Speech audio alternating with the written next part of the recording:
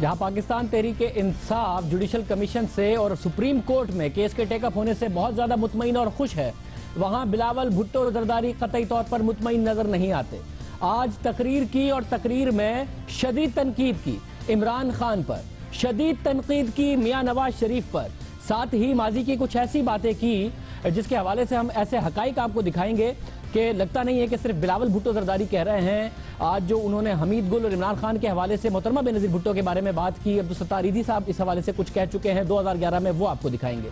साथ ही -1 की बात जो इमरान खान करते हैं उन्हें जवाब दिया और शेख रशीद का इस तरह हवाला दिया कि शेख रशीद साहब ने कहा कि बिलावल भुट्टो जरदारी दाना डाल रहे हैं। शेख रशीद का जवाब भी आपको सुनाएंगे। सबसे पहले जुडिशल कमीशन, जिसके हवाले से पाकिस्तान तहरीक इंसाफ मुतमईन दिखाई देती है, इस वक्त जवाब देने पड़ रहे हैं नून लीग को। मरियम सफदर के हवाले से कैप्टन सफदर ने कहा कि मेरी बेगम की कोई जायदाद ऐसी नहीं है, ऑफशोर कंपनी नहीं है। मियां नवाज शरीफ साहब ने को कहना पड़ा कि वो इस वक्त मेरी डिपेंडेंट नहीं है, जिसके बारे में तहरीक इंसाफ का अलग मौकफ है।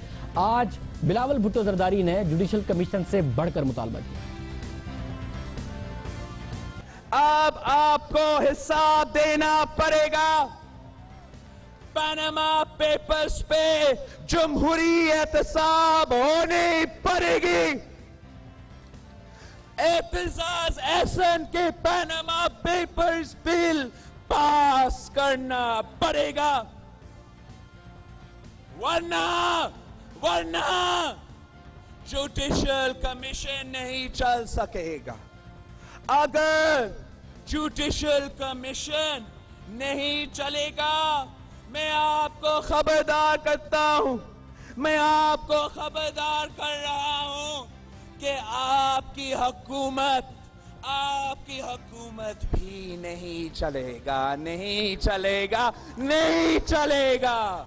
जुडिशल कमीशन नहीं चलेगा, कैसे रोकेगी पाकिस्तान पीपल्स पार्टी अगर अदालत एक कमीशन बनाती है और उससे पीटीआई इतनी ज्यादा पॉजिटिव है। शेख रशीद साहब कहते हैं कि मैं तो मिलके आया हूं लतीफ खोसा और एतजाज एहसन साहब से और मुझे उम्मीद है कि पीपल्स पार्टी बाकायदा तौर पर सुप्रीम कोर्ट में ही इसका हिस्सा बन जाएगी। बिलावल कह रहे हैं कि हमारा मुतालबा माने, पार्लियामेंट से लेजिस्लेशन कराएं, वरना ना जुडिशल कमीशन चलने देंगे ना मियां साहब की हुकूमत चलने देंगे। शेख रशीद साहब क्या कह रहे थे, जरा सुनिए।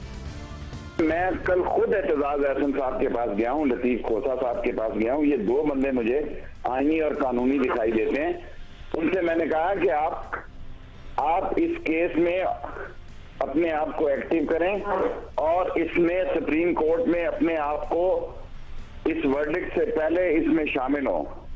और मेरा ख्याल है कि वो शायद सुप्रीम कोर्ट को रजू कर सकते हैं। मैं कोशिश ही कर रहा हूं। शेख साहब मुलाकात का ये अहवाल दे रहे हैं जो कानूनी मुशीर हैं पीपल्स पार्टी के एतजाज एहसन और लतीफ खोसा से मुलाकात के बाद बिलावल भुट्टो जरदारी सुप्रीम कोर्ट में मसला टेकअप होने के बावजूद उसे कह रहे हैं कि ये नहीं चलने देंगे, ना ही नवाज शरीफ की हुकूमत चलने देंगे। -1 की बात की थी इमरान खान ने, शदीद तनकीद की थी आसिफ जरदारी पर और कहा था कि इन्हें माइनस करें तो पीपल्स पार्टी का मुस्तकबिल हो सकता है। आज बिलावल ने कहा कि आप मेरे वालिद साहब को माइनस करने की बात करते हैं। उन्होंने एक और -1 की बात की और क्या कहा, जरा सुनिए। ऑपोजिशन को साथ मिलकर काम करना होगा। अगर आप -1 का मुतालबा करेंगे तो मैं भी -1 का मुतालबा करूंगा। और फिर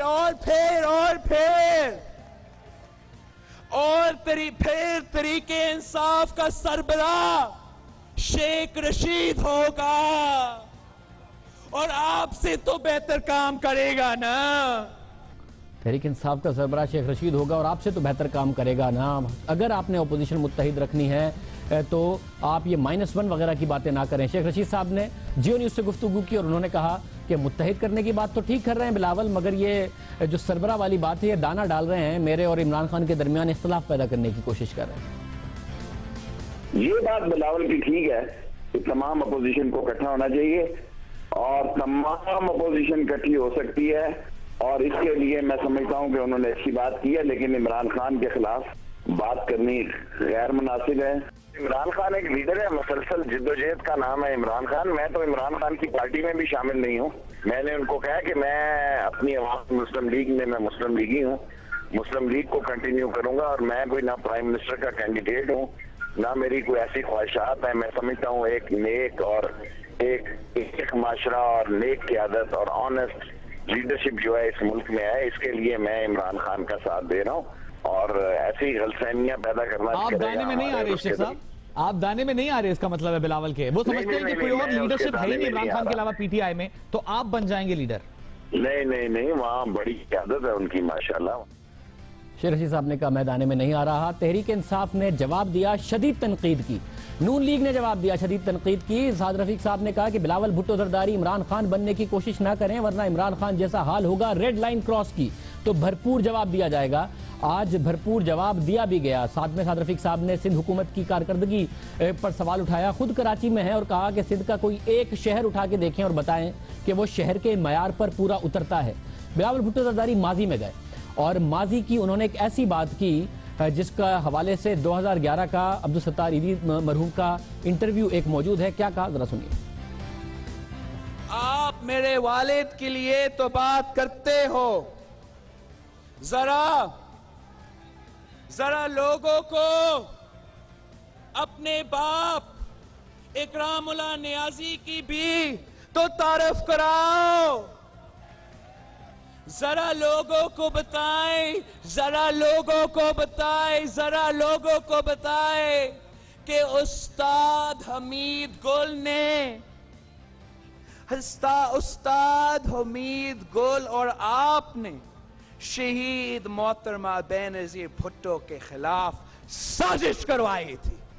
ये आपने सुना, साजिश करवाई थी। इस हवाले से 2011 में अब्दुल सत्तार ईदी साहब ने कहा था कि मेरे पास इमरान खान और हमीद गुल आए थे, दौर था मोहतरमा बेनज़ीर भुट्टो का। क्या कहा था जरा सुनिए। अच्छा, मेरे पास एक ग्रुप आता था, बेनज़ीर का दौर था, तो बेनज़ीर को हटाना चाहता था, लेकिन मेरे कंधे पे बंदूक चला के हटाना चाहता। मैं इनको इनकार करता। कौन था उस ग्रुप में? हमीद गुल, इमरान खान, ऐसे ग्रुप। मुझे कहा आखिरी में आप नहीं आएंगे तो हम आपको उठा के ले जाएंगे और बयान दे देंगे। फिर कहाँ जाओगे आप? मैंने उसी रात को पीआई के थ्रू लंदन चले गया। मुल्क छोड़ा नहीं, मैं वहां जाके बीबीसी को बता दिया, दुनिया को अचंभे में डाल दिया। एम्बेसडर मेरे पास पहुंच गए, आपको क्या ताबूत चाहिए? मैंने कहा नहीं, ताबूत वाला बंदा नहीं। हमारे साथ मौला बख्श चाडियो साहब मौजूद हैं और हमें इमरान इस्माइल साहब भी ज्वाइन कर रहे हैं पाकिस्तान तहरीक इंसाफ से। इमरान इस्माइल साहब, शुरू इमरान खान साहब ने किया, बहुत शदीद तनकीद की, तो जो तकसीम है ओपोजिशन की वो उसकी बुनियाद इमरान खान साहब ने रखी। आज जवाब बिलावल ने दिया और शदीद दिया। शुक्रिया शाहजेब। मैं समझता हूँ कि हमने जो एक मूवमेंट साथ शुरू की थी अपोजिशन के साथ मिलके, उसमें वन पॉइंट एजेंडा था कि जी पनामा लीक्स के ऊपर जो जिनके नाम आए उनके ऊपर इंक्वायरी होनी चाहिए और पाकिस्तान से करप्शन का हम खात्मा करेंगे। उसके बाद पीपल्स पार्टी के अपने रैंक एंड फाइल्स के अंदर डिवाइड आ गया बहुत बड़ा, और पीपल्स पार्टी पंजाब और सिंध में फ़र्क आ गया। पीपल्स पार्टी पंजाब दूसरी ज़बान बोल रही थी और पीपल्स पार्टी सिंध कोई और ज़बान बोल रही थी। When I say Peoples Party Punjab, I mean Qamaruzzaman Kaira, I mean Aitzaz Ahsan, I mean Nadeem Afzal Chand और इस तरह के लोग जो ये वाकई चाहते थे कि एहतसाब में पीपल्स पार्टी एहतसाब के अमल में पनामा लीक्स के इस मूवमेंट में नवाज शरीफ से हिसाब लेने में वो साथ हों और बिल्कुल आगे आगे रहें। पहले तो आप पीछे लगे, पहले तो आपने बयान दिए, पहले आपने -1 का मुतालबा किया। वो कह रहे हैं आप मेरे वालिद साहब की बात करेंगे तो वो उनके वालिद साहब की बात कर रहे हैं। आप वो कह रहे हैं बेशक करें, वो उनके वालिद साहब की बात करें और मुझे बताएं कि क्या वो कह रहे हैं आप -1 करेंगे तो आपने -1 होना चाहिए और शेख रशीद को पार्टी का सरबराह होना चाहिए। इकरामुल्लाह नियाजी साहब एक शरीफ आदमी जो कॉन्ट्रैक्टर थे, उनका क्या मुकाबला आसिफ अली जरदारी से मुझे बताएं। खुद बिलावल को शर्म आएगी अगर वो देखेंगे ये दोनों चीजों से मवाजना करेंगे तो।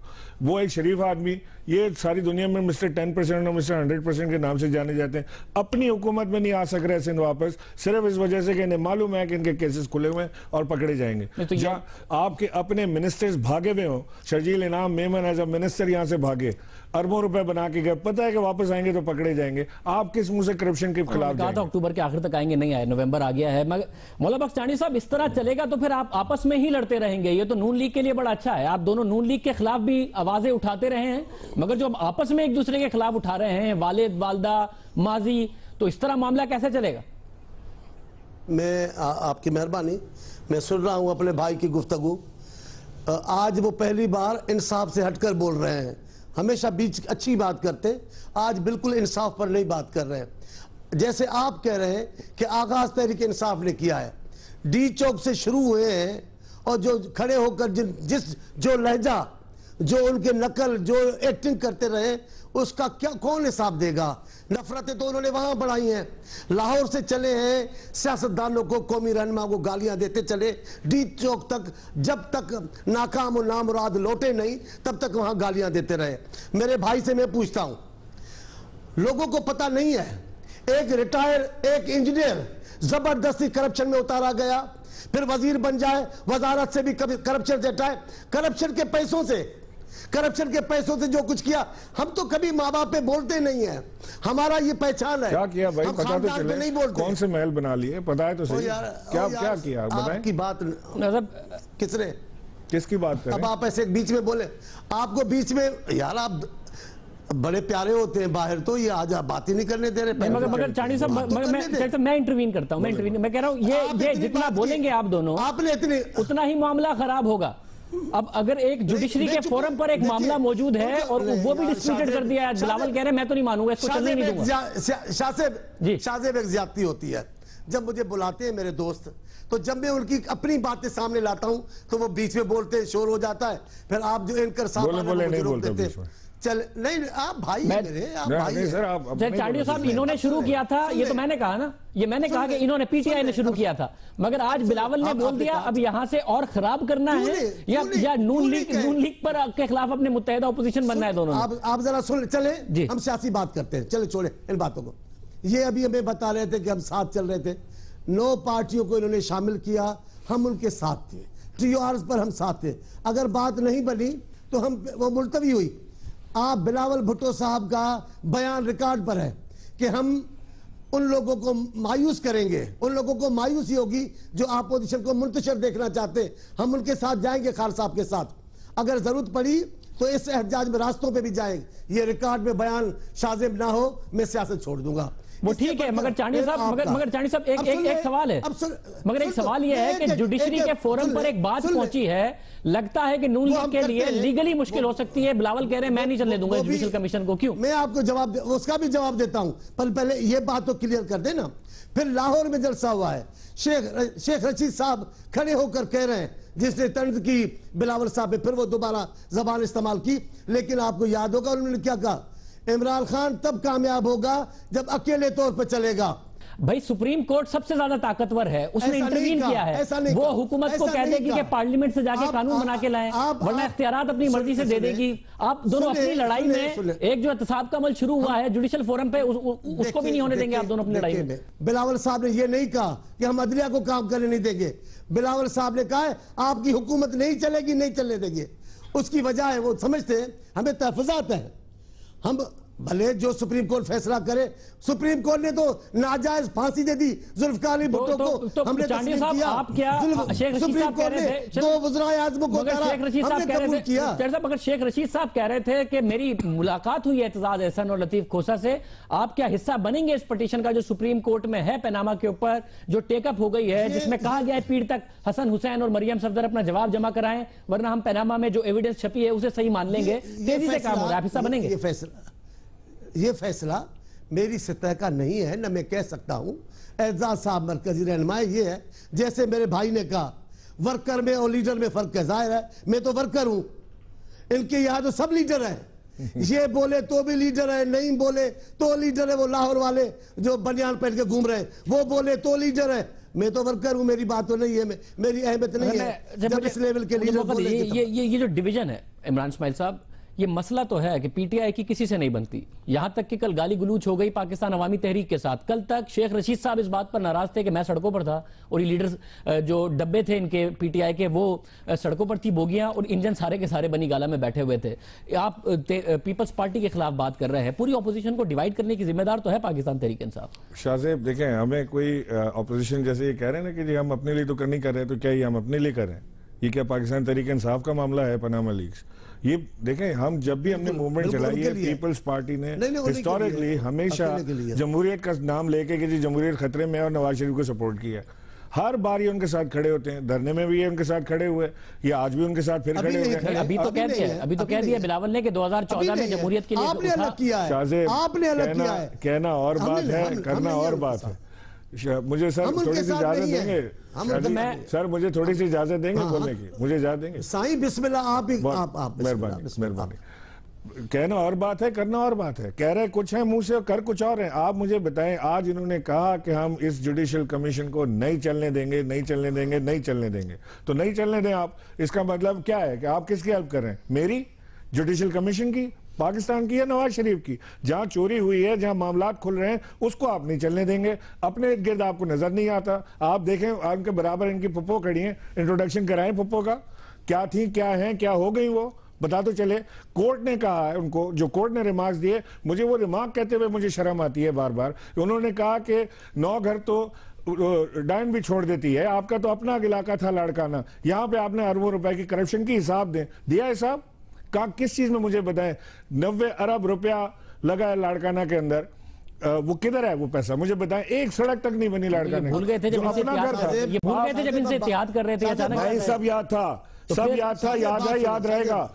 उस वक्त भी याद था, सिर्फ इसलिए खामोश थे कि इन्होंने ये अश्योरेंस दी थी कि जी हम पाकिस्तान से करप्शन के खात्मे में पनामा लीक्स के अंदर हम साथ चलेंगे। अगर आप दोनों का इसी तरह चलेगा तो कैसे चलेगी ऑपोजिशन? मुत्तहिद होती तो नजर नहीं आती। कर नहीं रहा हूं, देखिए ना मेरा रवैया भी देखे। अभी मैंने ये पुप्पो को भी ले आए, सबको ले आ जाते।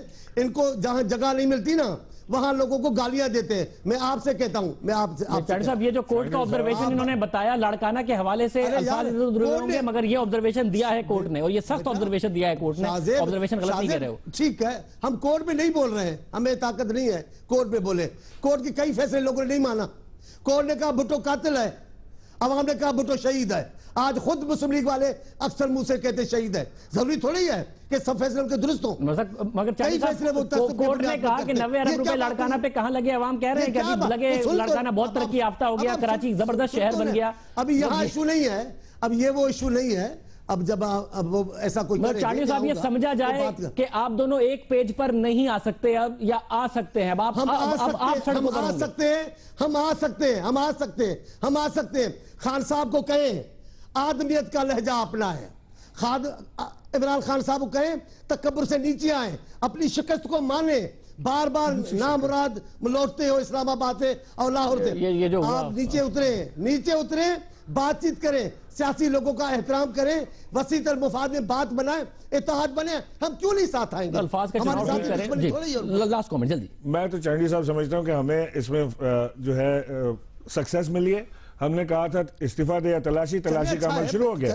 ये तलाशी का अमल शुरू हो गया। अगर आप इसमें रोड़े ना अटकाएं, भले हमारा साथ ना दें, लेकिन खुदा के वास्ते हाथ जोड़ता हूं, कम से कम चोरों का साथ तो ना दें, उनके साथ तो ना खड़े हो जाएं जाके जिन्होंने पैसे खाए पाकिस्तान के। खुद अपने मुंह से चोर कहते हैं, फिर आपका अमल बताता है कि आप उनके साथ खड़े हो जाते हैं। मत खड़े उनके साथ, पाकिस्तान को बचाएं चांडियो साहब। आपने पता है क्या समझा? शाहजेब इन्होंने पता है क्या समझा? ये इलेक्शन, ये जदोजहद कामयाब हो जाएगी, उसके नतीजे में कायद को वज़ीर-ए-आज़म बनाएंगे तो कोई दूसरा शरीक ही नहीं हो। कोई लौटे हैं, लाहौल वाला क्या आप लौटे हो? ये सियासी सोच है पीपल्स पार्टी की। Is that what you think this is all about? एक मिनट तो सुन ले। आप समझ रहे हैं ये सियासी सोच है पीपल्स पार्टी की? यार ये मतलब आप मुझे बताएं, इसमें कामयाब हो जाएंगे तो इमरान खान वज़ीर आज़म कैसे बनेंगे? क्या सोच रहे थे? हम तो सिर्फ ये चाह रहे हैं, एक सिंपल सी बात है, सिर्फ हमारी टोटल डिमांड ये थी कि जी एहतसाब दे दें। चांडी साहब लास्ट कमेंट दीजिए कि कोई एक मिनट चांडी साहब एक मिनट दें। उन्होंने कहा कि बात हो सकती है अगर इमरान खान साहब तरीके से बात करें और एहतराम से बात करें तो सर आप दोनों ने मिलना है या ऐसे ही चलना है? साहब अगर ये बात चोर को चोर ना कहा जाए तो ये चांडी साहब लास्ट कमेंट जी। मेरे दोस्त है लेकिन चांडी साहब लास्ट कमेंट। मैं कह रहा हूं ये बात, डी चौक में आए, लाहौर से कहते आए तो आप कह चुके जिंदा वापस नहीं आऊंगा। अब सुन लेना, ऐसे नहीं करे बीच में यार। लाहौर से आए, क्या कहते आए? मैं जिंदा नहीं लौटूंगा, मुझे कुछ हो जाए तो नवाज शरीफ के खानदान को। वो खैर खूबी से सुबह को खैर से चले गए। इनके एक अलामा साहब इनके साथ थे, उन्होंने कहा APS हो गया था जिंदगी का पाकिस्तान में से बड़ा हादसा नहीं हुआ। 128 दिन हो गए थे, चंद लोग ही रह गए थे धरने में। बट बहरहाल चांदनी साहब, इमरान खान साहब, बहुत शुक्रिया। हम परवेज खटक साहब से भी एक बात मालूम करना बहुत ज्यादा अहम है, क्योंकि परवेज खटक और हुकूमत के खिलाफ पंजाब हुकूमत ने एक मुकदमा दर्ज कर दिया है। परवेज खटक कह रहे हैं कि मैं चौधरी निसार के खिलाफ मुकदमा करूंगा, पंजाब हुकूमत के खिलाफ करूंगा। चौधरी निसार कह रहे हैं परवेज खटक अगर दोबारा भी इस तरह आओगे तो वही होगा जो पहले हुआ था। ये मामला जा कहां रहा है, परवेज खटक क्या करेंगे? बात करेंगे परवेज खटक से एक ब्रेक के बाद।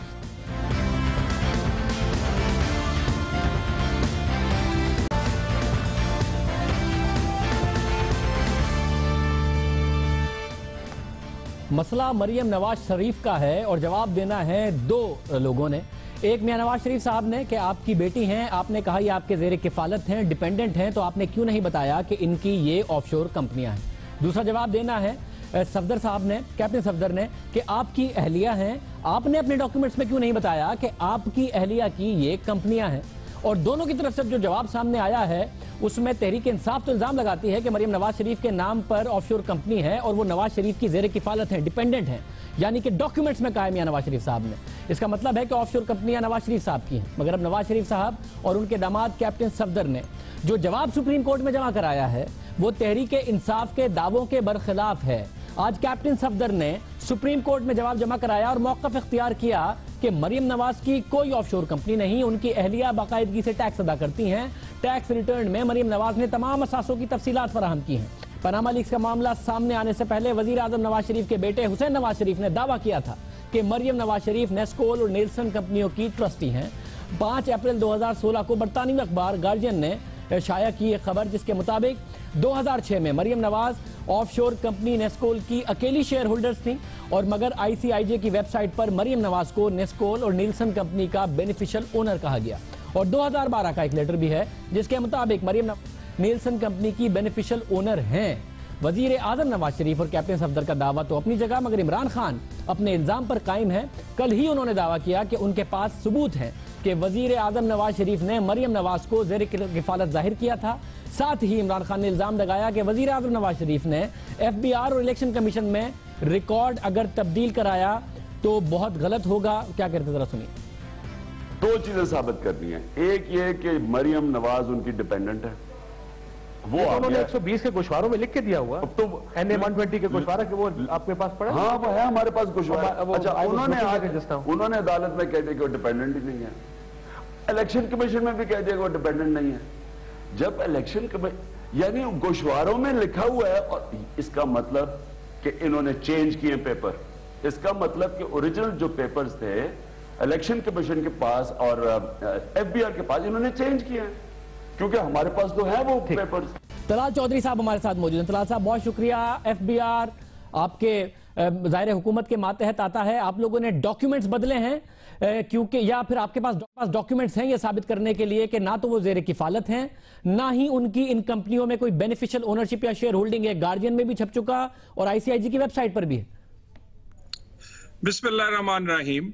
शाहजेब, इमरान खान की एक आदत है कि वो कई ऐसे टेक्निकल मामलात को जो लोगों को कंफ्यूज करता है और उसके बाद जब उनसे अदालत में यही सबूत मांगा जाता है तो फिर उनसे सबूत नहीं मिलता। अब तो गुजारिश यह है कि प्राइम मिनिस्टर नवाज शरीफ और कैप्टन सफदर, जो कि दोनों किसी ना किसी तरह रिस्पॉन्सिबल हो सकते हैं, एक की बेटी है, एक की अहलिया है, वो अपने बयाने हल्फी दे चुके हैं। और बयाने हल्फी देने का मतलब यह है कि अगर उसमें से एक लफ्ज की आगे पीछे या गलत साबित हुआ, ना सिर्फ डिस्क्वालिफिकेशन होगी बल्कि फिर बाकी कॉन्सिक्वेंसेस भी हमें भुगतना पड़ेंगे। तो हमने जो अब हमारा मौक़िफ़ पिछले कई साल से था, हमने वो पूरे का पूरा उसी तरह साहब, मगर खान साहब ने ये कहा कि मेरे पास सबूत हैं कि मियां साहब पहले कह चुके कि मेरे जेर किफालत हैं मरियम नवाज और ये डॉक्यूमेंट्स में है जो हमारे पास मौजूद हैं, वो तब्दील तो नहीं करा रहे। तो क्या आप लोगों ने उन इदारों से जो आपके जेर असर हैं तब्दील तो नहीं कराए? देखिए, मैं आपसे शाहजेब सबसे पहले तो इसीलिए ये समझाना बड़ा जरूरी है और हमने परसों प्रेस कॉन्फ्रेंस की और समझाने की कोशिश की। मैं आपसे अर्ज करता हूं और आप जरा आम लोगों को समझाने में मेरी मदद करें। सबसे पहले एक नॉमिनेशन पेपर है प्राइम मिनिस्टर नवाज शरीफ के, उसके सफा 3 पर एक कॉलम होता है जिसमें लिखा होता है कि आपके डिपेंडेंट कितने हैं। उस पे लिखा है कि एनेक्चर बी में मैंने अपने डिपेंडेंट लिखे हैं। उस एनेक्चर बी में लिखा है कि सिर्फ कुलसूम नवाज जो मेरी स्पाउस है वो डिपेंडेंट है, नंबर 1। नंबर 2, उसके बाद ये इनकम टैक्स के एक ऐसे डॉक्यूमेंट का हवाला दे रहे हैं कि जब इनकम टैक्स में अगर कोई जॉइंट प्रॉपर्टी हो या फिर स्पाउस की हो तो उस वक्त एक ही उसका खाना था जिसमें फिर अपने जो प्रॉपर्टी मुश्तरका उसका नाम लिखना पड़ता था या स्पाउस का नाम लिखना पड़ता था, जो कि बाद में इनकम टैक्स के वो फॉर्म भी चेंज हो गए।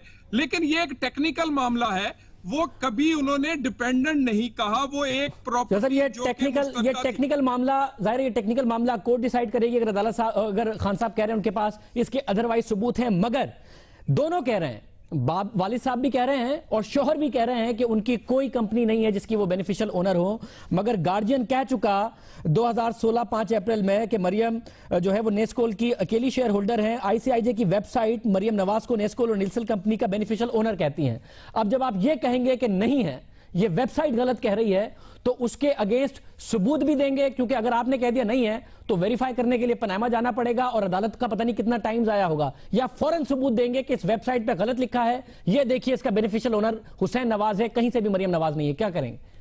देखिए, या मैंने आपसे कहा कि हमने जो अपना ये स्टेटमेंट्स दी हैं, 2 स्टेटमेंट्स बड़ी अहम, उस स्टेटमेंट्स के बाहर एक भी सबूत अगर कोई पेश करेगा तो हमारा मौकफ गलत होगा। मैं ऐसे कह रहा हूं कि आप इसके मुताबिक सबूत देंगे कि ये देखें ये बेनिफिशियल ओनर ये है, ये सबूत है, ये देंगे हुसैन नवाज कि ये इसमें कहीं मरियम नवाज का नाम नहीं है। बिल्कुल, हमने जो क्लेम किया है, जो उस आपके जो स्टेटमेंट्स में, उनके तमाम सबूत देंगे। बाकी जो इल्जाम हम पर लगा रहे हैं उनका फर्ज बनता है कि अगर हम गलत हैं तो वो तलाचोई साहब बहुत शुक्रिया। तलाचोई साहब कह रहे हैं कि महज इसको झूठ देंगे हम कि ये आईसीआईजे में जो कुछ आया ये गलत है, सबूत के साथ अदालत में साबित करेंगे कि मरियम नवाज का इन कंपनियों से कोई ताल्लुक नहीं, कोई और इसका बेनिफिशियल ओनर है। इंटरेस्टिंग होगा और अगर अदालत के सामने ये मामला साबित किया जाता है और फिर तहरीक इंसाफ क्या सबूत लेके आएगी। प्रोग्राम में एक ब्रेक, उसके बाद मजीद अहम खबरों पर बात करेंगे।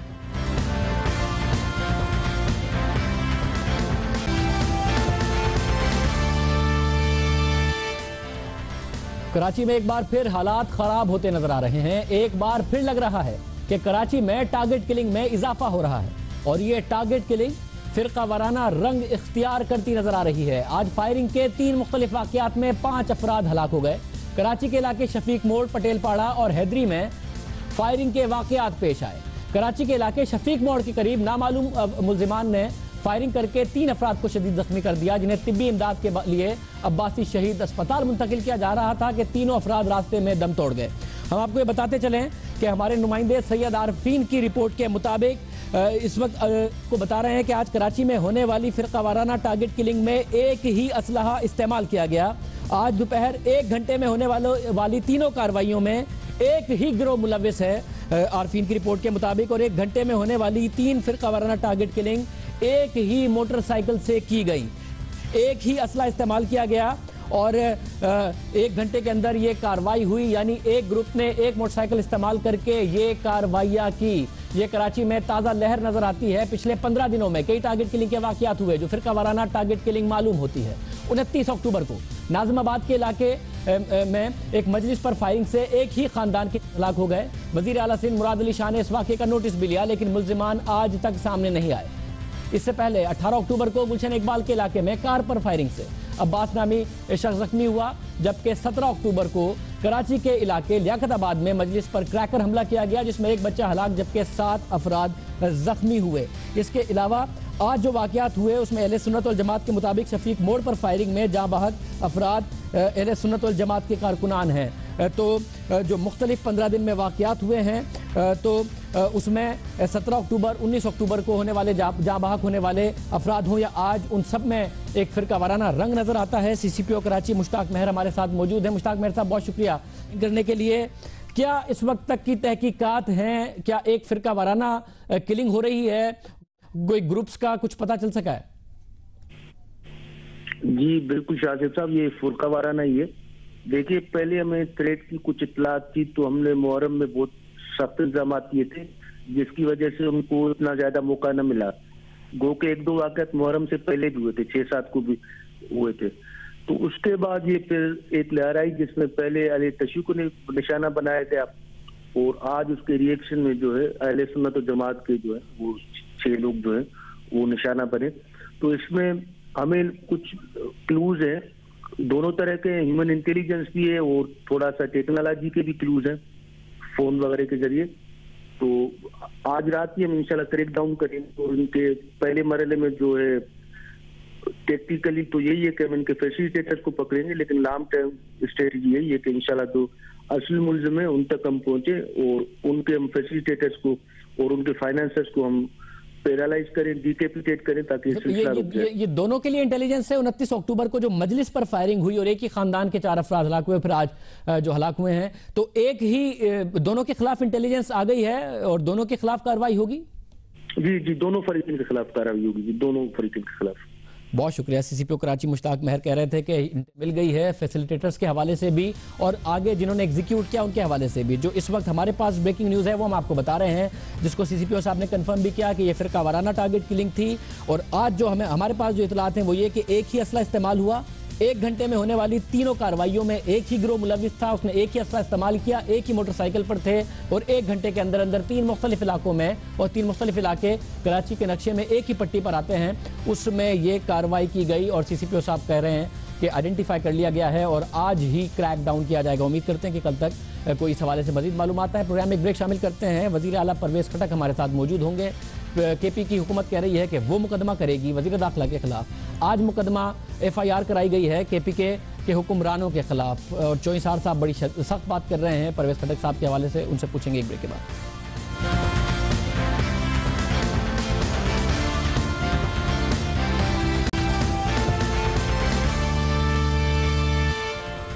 इस वक्त खैबर पख्तूनख्वा की हुकूमत और पंजाब हुकूमत या वज़ीर दाखिला चौधरी निसार के दरमियान मामलात बनकर नहीं दे रहे। जो मामलात ख़राब हुए थे, जो शेलिंग हुई वज़ीर आला खैबर पख्तूनख्वा के ऊपर, उसके बाद मामलात मज़ीद ख़राब ही हो रहे हैं। खैबर पख्तूनख्वा हुकूमत तहरीक इंसाफ के कारकुनों पर शेलिंग और तशद्दुद पर वफाकी और पंजाब हुकूमत के खिलाफ मुकदमा दर्ज कराने का फैसला किया है, जबकि दूसरी जानिब पंजाब पुलिस ने पहले ही खैबर पख्तूनख्वा के हुकूमती ओहदेदारों और कारकुनान के खिलाफ मुकदमा दर्ज करा दिया है और मुकदमा हुजरों में SHO मजहर हुसैन की मुद्दत में दर्ज कराया गया।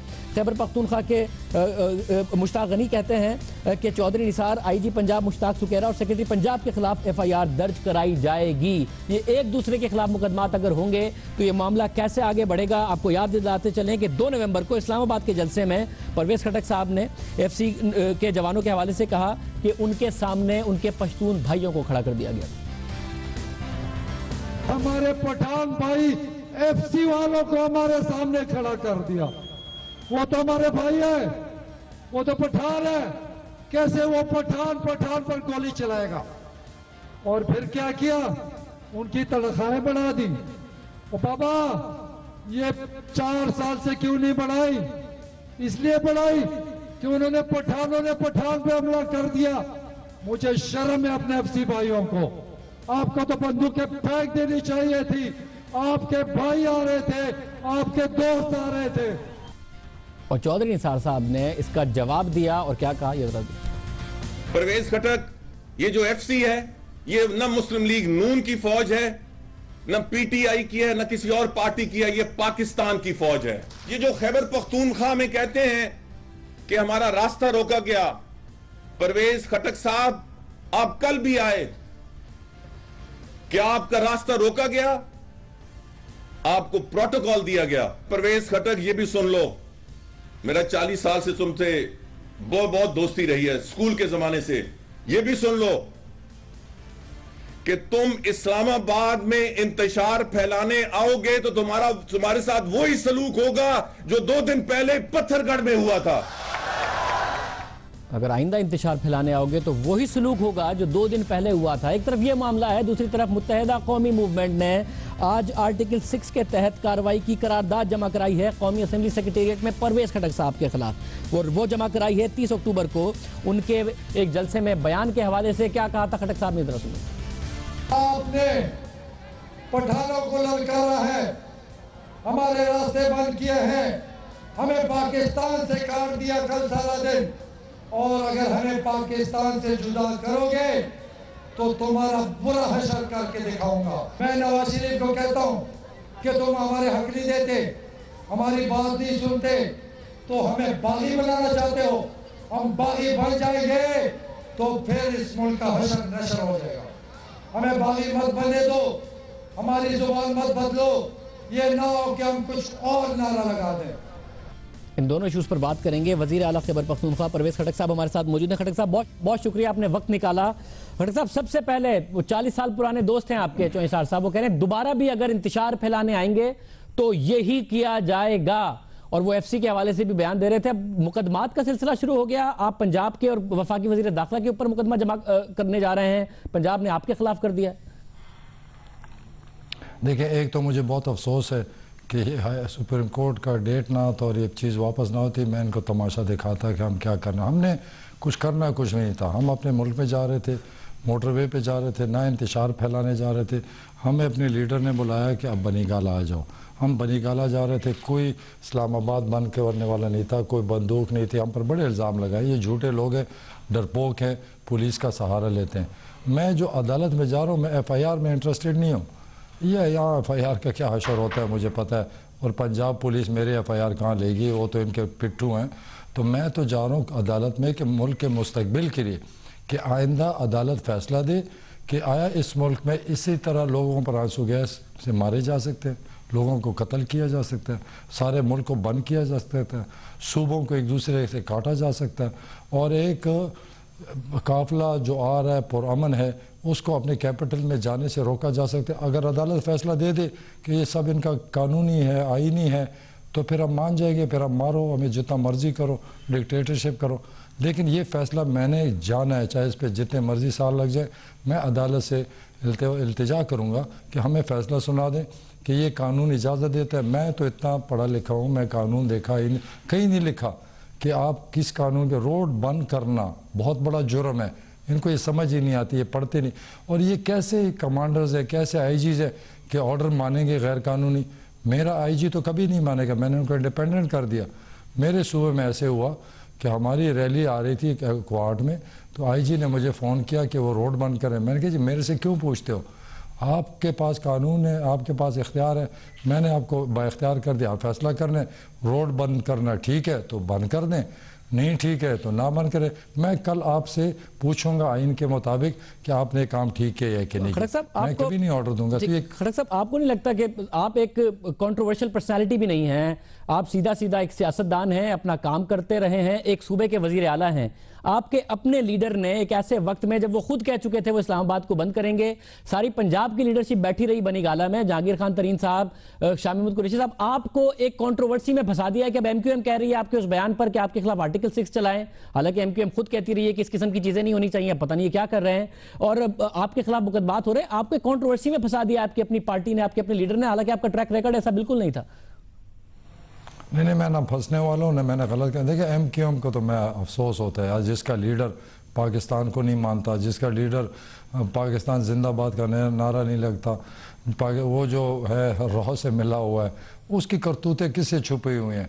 जिस हालत में वो बातें करता है इंसान तो उसको समझ नहीं सकता ये है क्या चीज़। वो मेरे पर आर्टिकल 6 लगाई, और पहले अपने लीडर पर आर्टिकल 6 लगाओ तो फिर मैं कहूँगा नर के बच्चे हो। नहीं, वो साहब उसी वाली MQM ने आज आपके खिलाफ कराई है जमा, जो अपने लीडर के लिए करारदाद मंजूर करा चुकी है आर्टिकल 6। MQM पाकिस्तान ने कराया है, वो अपने लीडर के खिलाफ भी करारदाद मंजूर करा चुकी है आर्टिकल 6 के खिलाफ। और बड़ी मेरे खिलाफ ये पूरी असेंबली करारदाद मंजूर कर दे, मैं जाऊँगा, मैं फेस करूँगा। मैंने ना मुल्क के खिलाफ बात की, ना मुल्क के ख़िलाफ़ काम किया। मैं अपने मुल्क में अपने हाईवे मोटरवे पे जा रहा था, और मैं बनीगाला जा रहा था, ना इस्लामाबाद बंद करने जा रहा था, ना कोई गलत काम करने जा रहा था। हमारा रास्ता इन्होंने रोका। मैं इस मुल्क में चाहता हूँ कि कोई किसी का रास्ता ना रोके, कोई किसी को अपने मुल्क में पाबंद ना करे। कैसी जमहूरियत आपके लीडर ने तो इंटेंशन अपनी क्लियर की थी, और उसमें मैं फिर कह रहा हूं कि शेख रशीद साहब या सड़क पे थे या आप थे, बाकी सारे मजे से बनीगाला बैठे थे और कुछ कारकुन नीचे थे। तो मैं आप मिसयूज हुए या क्या हुआ ऐसा कि आप कंट्रोवर्सी में, आपको सूबे के लिए डिलीवर करना है, काम करना है, मेहनत करनी है, 18 महीने आपके पास हैं और आपको कंट्रोवर्सीज में फंसे। आपकी पार्टी ने ठीक किया आपके साथ, आपके ख्याल में? मुझे मेरा ख्याल नहीं है कि कोई कंट्रोवर्सी है। देखिए, इमरान खान ने खाली कहा और इन्होंने ब्लॉक कर दिया। तो इमरान खान ने तो ब्लॉक ही नहीं किया, मैं गया हूँ अनब्लॉक करने। इन्होंने मुल्क बंद किया और हमें अल्लाह ने हिम्मत दी, हमने अपना मुल्क खोला है। तो मैंने गलत काम किया कि इन्होंने किया। बहुत शुक्रिया। परवेज खटक साहब हमारे साथ मौजूद थे, अपना मौक़िफ़ दे रहे थे। मैं अदालत से जाके ये फैसला लेके आऊंगा कि इन्होंने जो किया वो गलत किया था। आज के प्रोग्राम में इतना ही, कल के प्रोग्राम में मुलाकात होगी।